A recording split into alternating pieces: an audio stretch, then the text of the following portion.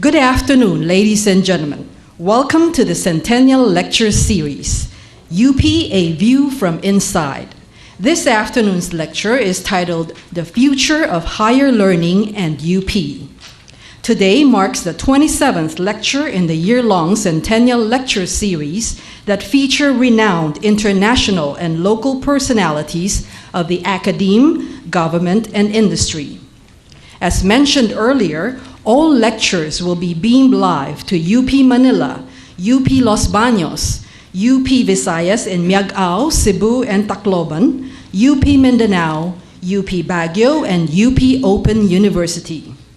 This is also webcast through the internet for wider coverage. Audience from all over the world may send in their questions. Kindly rise for the Philippine National Anthem.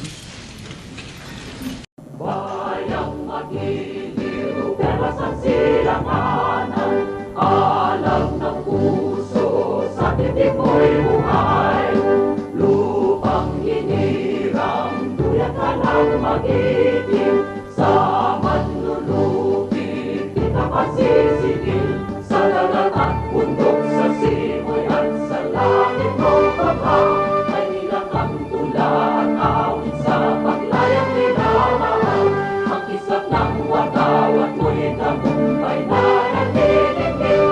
Ang bituin at araw niya kailan pa may magdidilim.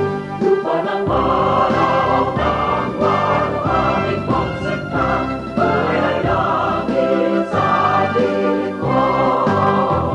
Aming ligaya na pag may mamapit, pagkamatay ng dahil sa'yo.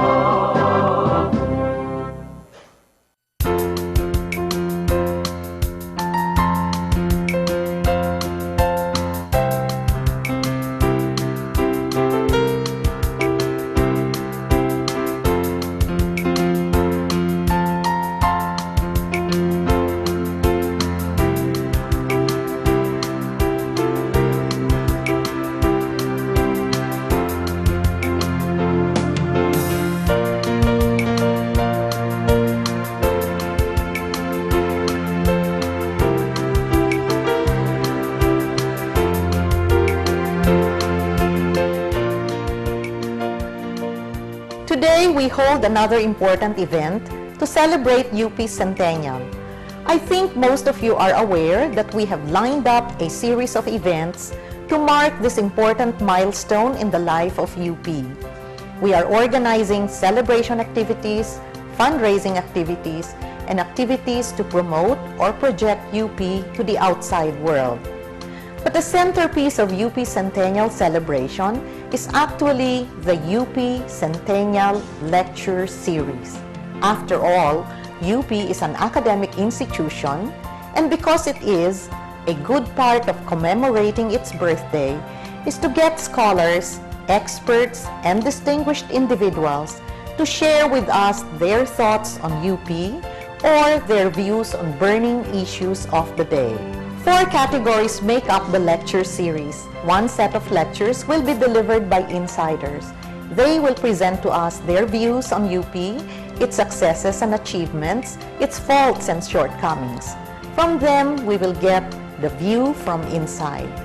Another set will be delivered by those who are not part of our community, but who we believe take an interest in our university. They will share with us their insights on our vision, our mission, as they are perceived by the larger community. From them, we will get the view from outside.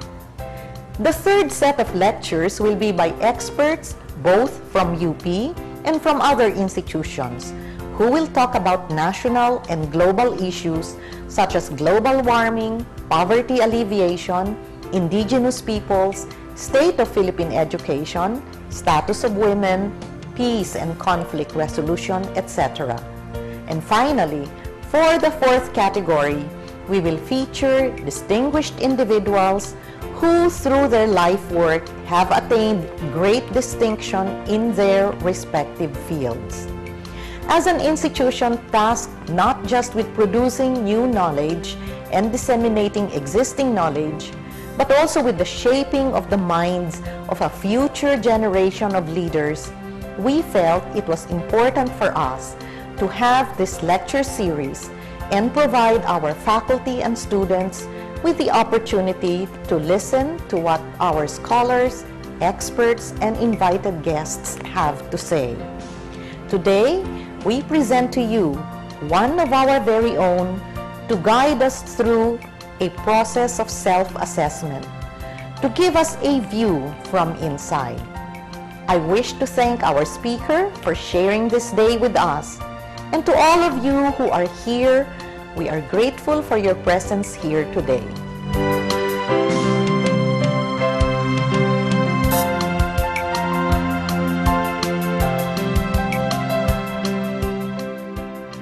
To introduce our Centennial Fellow, please welcome former Vice President for Public Affairs and Professor of English and Comparative Literature, Dr. Jose Dalisay.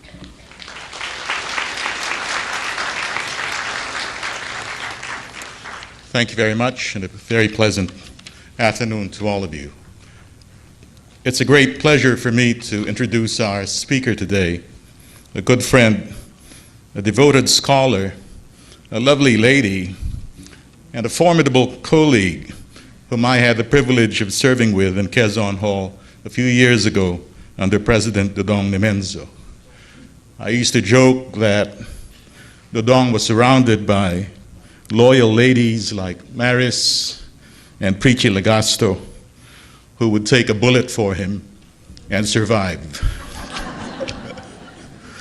But today, thanks to her extracurricular forays on the dance floor and her penchant for vanishing for weeks into the jungles of Brazil and Cambodia, Maris Diokno is in fine, fighting, fashionable trim. Her respite from administration has done her well, allowing her to rededicate herself to her core interests in history and education, which brings us to her lecture today. Now a professor of history, Dr. Maria Serena I. Diokno obtained her PhD in history and Southeast Asian studies at the School of Oriental and African Studies, University of London, and her master's at Northern Illinois University, also in history. Her research interests are Philippine and Southeast Asian history and historiography.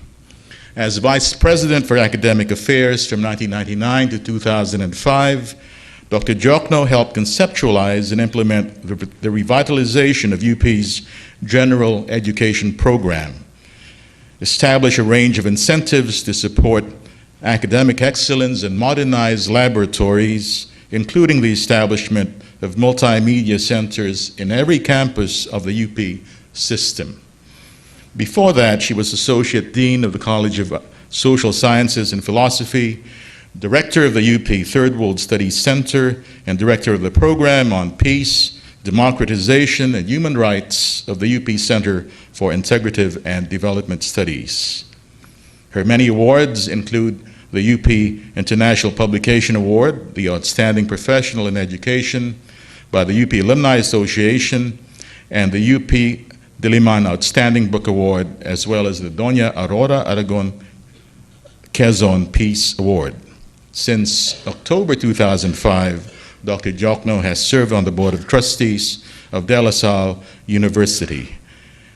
She's also actively involved in international academic associations as a co-founder and leading member of CSREP, or the Southeast Asian Studies Regional Exchange Program. She also belongs to the International Steering Committee of CEPHIS, a South-South exchange program for research on the history of development funded by the Netherlands Ministry of Development Cooperation. Ladies and gentlemen, it is my honor to present one of the University of the Philippines' most outstanding professors and one of its sharpest minds, the scholar, teacher, critic, activist, and let's not forget, queen of the Argentine tango, Dr. Maria Serena Diokno.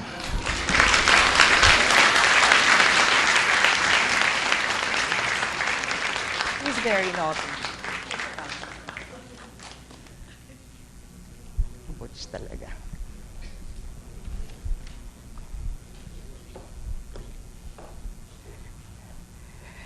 Thank you, Butch. I told him he could be naughty or nice, although I preferred nice, and you can tell where he went off. Thank you. Good afternoon to all of you.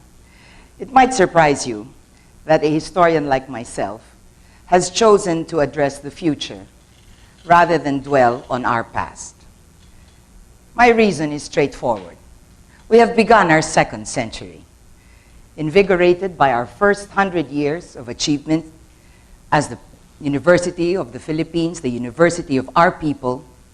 We embark on our second century standing on solid ground, confident of our strengths, humbled by the lessons of past failures, and yes, proud that despite our imperfections, we have been able to attract young Filipinos who, at least while under our guardianship, represented the promise of a bright future. It is this promise that, in the main, has kept us going. The future that has yet to unfold, the future we have some power to direct, is the university's logical orientation. We converse with the young, who will be tomorrow's players and decision makers. We design programs with the future in mind. We produce knowledge that does not always have instant application, but which we believe or earnestly hope will create a better society and a more inhabitable world. That the university speaks to the future is the implicit backdrop of change in the academe. Standards become more rigorous with time, curricula are updated and advanced, knowledge is constantly pushed beyond what we once saw as its limits. Our job as academics, in short, is to hark to the future. Our job is also to help create it. Recent studies of tertiary education show that the future of societies, local, national, global, will rest increasingly on higher learning. In its report in 2000 on developing countries, the Task Force on Higher Education and Society proclaimed, and I quote, "Higher education is no longer a luxury. It is essential to national social and economic development," end quote. My purpose in this lecture is to discuss trends and global projections about the future of higher education and the impact on and implications for UP.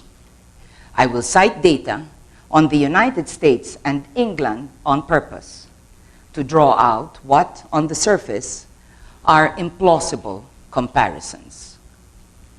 What are present global conditions like? Three trends ended the last century and inaugurated the 21st. The massification of higher education, the National University of Mexico, and the University of Buenos Aires each have an enrollment of more than 200,000 students. The differentiation of universities into basically teaching institutions, polytechnic colleges, junior colleges, and high-end research universities, and the exponential growth of knowledge at an ever-quickening pace. In 2004, worldwide, there were 132 million students in higher education, compared to 68 million in 1991. About a quarter came from the East Asia and Pacific region, which experienced the largest growth in absolute number, 25 million from 1991 to 2004, and another quarter from the US and Western Europe. In Southeast Asia, as Figure 1 illustrates, the Philippines until the 1990s had the highest gross enrollment ratio at the tertiary level in the region, second only to Singapore since then.